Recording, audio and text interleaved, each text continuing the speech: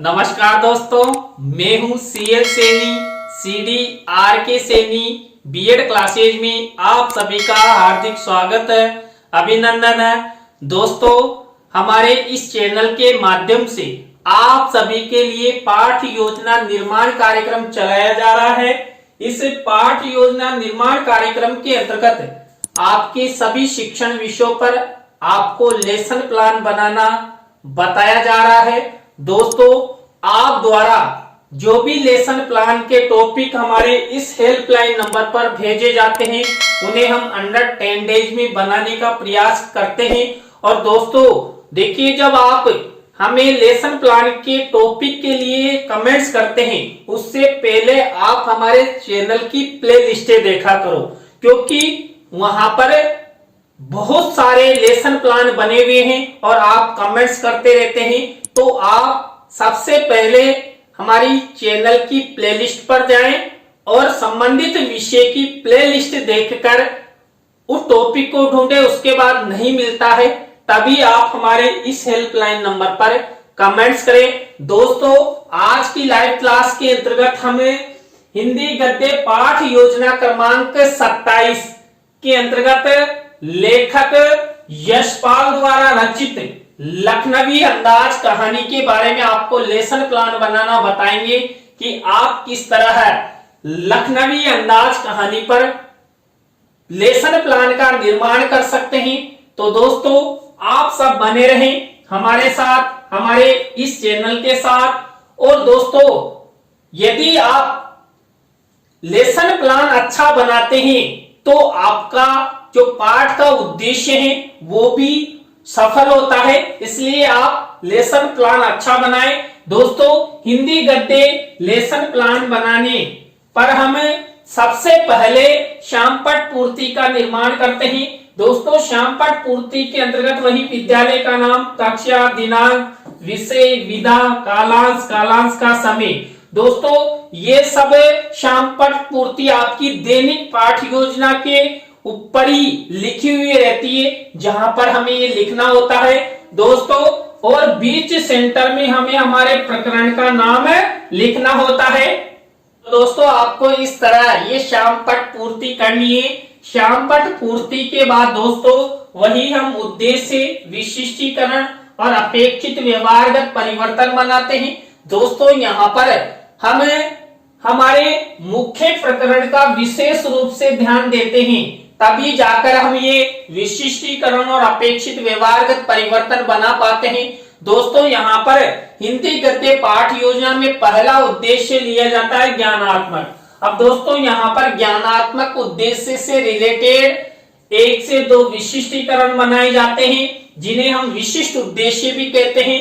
और दोस्तों 2 से 3 आपको अपेक्षित व्यवहारगत परिवर्तन बनाना है। ये प्रत्येक उद्देश्य में आपको बनाना है। दोस्तों, दूसरा जो उद्देश्य अवबोधात्मक, अवबोधात्मक उद्देश्य से रिलेटेड ये आपको आपकी दैनिक पाठ योजना डायरी में 1 से 2 विशिष्टीकरण और 2 से 3 अपेक्षित व्यवहारगत परिवर्तन बनाना है। दोस्तों, इसी तरह आपको अभिव्यक्त्यात्मक उद्देश्य से रिलेटेड ये 1 से 2 विशिष्टीकरण और 2 से 3 अपेक्षित व्यवहारगत परिवर्तन बनाना है। दोस्तों, इसी तरह आपको कौशलात्मक उद्देश्य से रिलेटेड आपकी दैनिक पाठ योजना डायरी में 1 से 2 विशिष्टीकरण और 2 से 3 अपेक्षित व्यवहारगत परिवर्तन बनाना है। दोस्तों, इसी तरह आपको यहाँ पर अभिरुच्यात्मक उद्देश्य से रिलेटेड 1 से 2 विशिष्टीकरण और 2 से 3 अपेक्षित व्यवहारगत परिवर्तन बनाना है। इसी तरह दोस्तों, आपको अभिवृत्त्यात्मक उद्देश्य से रिलेटेड 1 से 2 विशिष्टीकरण और 2 से 3 अपेक्षित व्यवहारगत परिवर्तन बनाना है। दोस्तों, आपको यहां तक इस तरह इस फॉर्मेट का यूज करते हुए उद्देश्य, विशिष्टीकरण और अपेक्षित व्यवहार परिवर्तन बनाना है। दोस्तों, इसके बाद हम कक्षा शिक्षण सहायक सामग्री का कॉलम बनाते हैं। कक्षा शिक्षण सहायक सामग्री 2 प्रकार की होती है, सामान्य और विशिष्ट।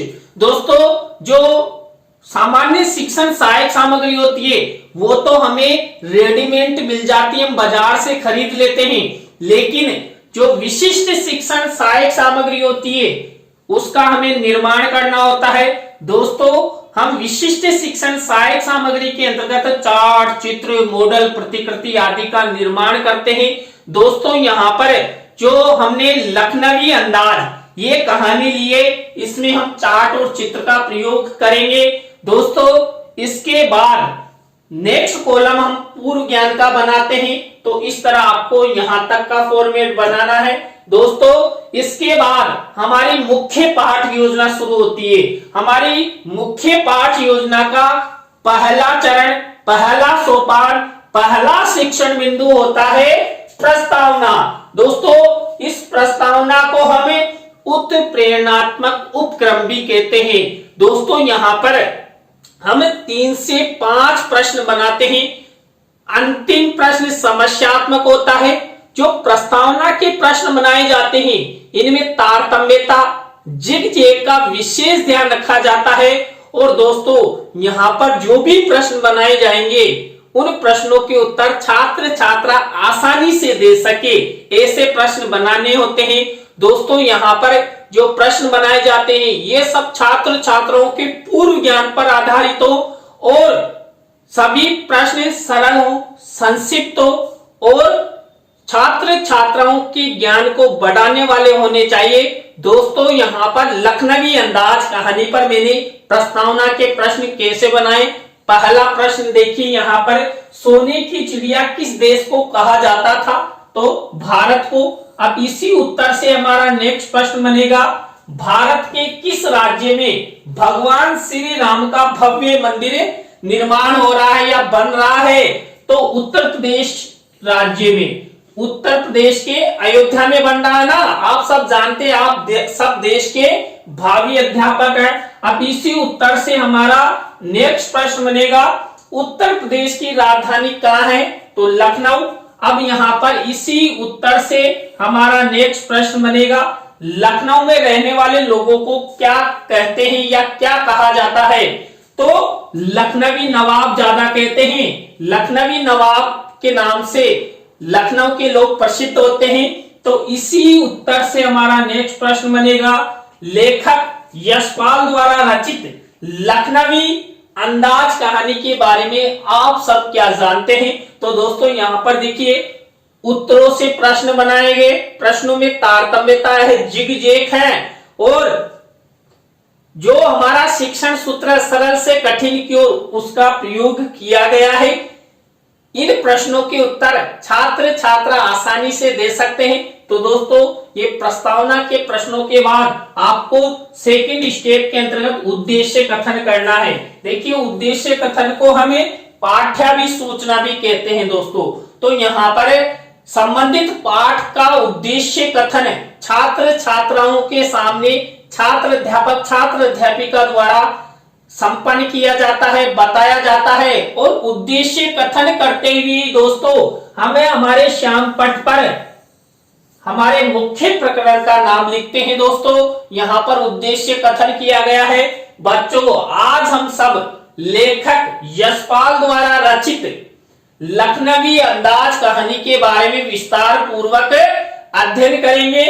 तो आप सब बने रहें हमारे साथ, हमारे इस चैनल के साथ। और दोस्तों यदि आप हमारे इस चैनल पर पहली बार आए हैं तो हमारे इस चैनल को सब्सक्राइब करें और पास ही बने बेल आइकन को जरूर दबावें। और दोस्तों यदि आप उद्देश्य कथन में चित्र दिखाना चाहते हैं तो छात्र छात्राओं को चित्र दिखाएंगे, यानी बड़ा चार्ट चित्र मॉडल बनाएंगे ना, उसका मिनीचर आपको शिक्षण सहायक सामग्री के कॉलम में लगाना है। तो दोस्तों यहाँ पर देखिए मैंने ये चित्र मिनीचर के रूप में लगाया है।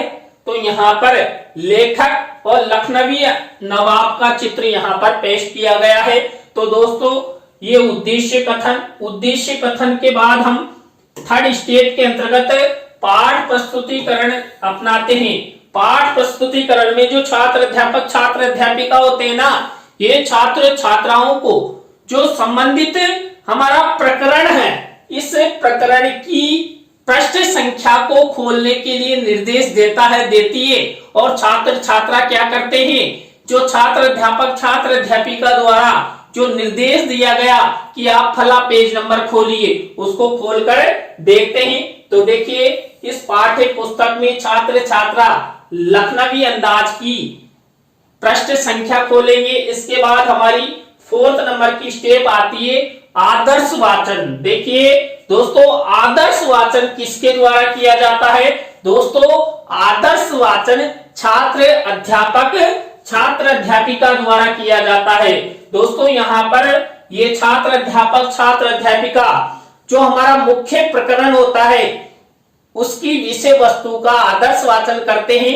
और इस स्टेप में आपको एक विशेष कार्य करना है। दोस्तों यहाँ पर आपको क्या करना है, जो हमारे शिक्षण सहायक सामग्री का कॉलम है इसमें आपको लखनवी अंदाज पाठ की विषय वस्तु को चस्पा करना है।